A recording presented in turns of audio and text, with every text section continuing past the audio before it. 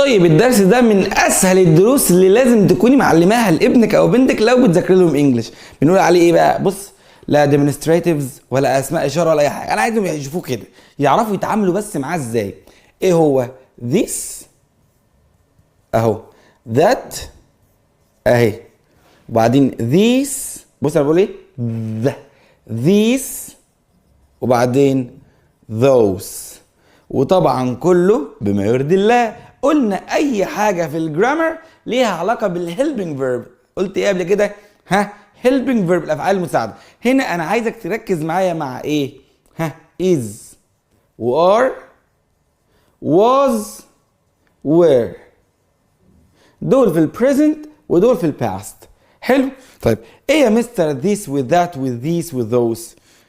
this معناها ده، that معناها ده برضه، بس this دي معناها ده حاجة واحدة مفرد وقريبة مني. يعني this is a pen، ده قلم اهو. لو القلم ده بعيد عني قول كده that is a pen.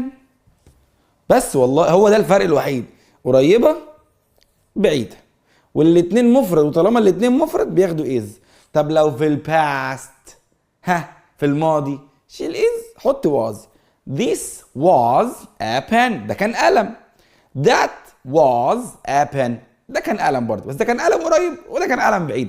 سيبك من، خلينا في الجزء ده كده. طيب لو لقينا بقى يا مستر these with those، موضوع بسيط جدا. الاتنين دول جمع، ده معناها دول وده معناها برضو دول، بس دول شوية اقلام قريبين ودول شوية اقلام بعاد. معرفش دي ايه الدايرة، ايه علاقة الدايرة بالاقلام؟ ما هي اعذرني يا ابني، اعذرني، انا كده، انا كده هعمل ايه؟ ما علينا. these قريبين وكتير، those ها كتير بس بعيد. يعني عايزين نقول these are 3 pens، دول 3 اقلام، شايفهم قريبين وقدام عيني. طب لو شايف اقلام 3 اقلام بس بعيد، ها those are 3 pens.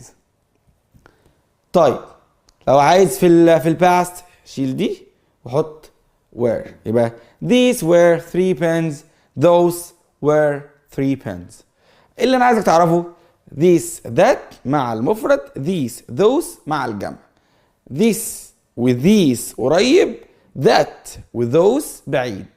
بس طب ليه انا قلت لك كده؟ عشان السيشن اللي جايه هناخد شويه حاجات كده في البروناونز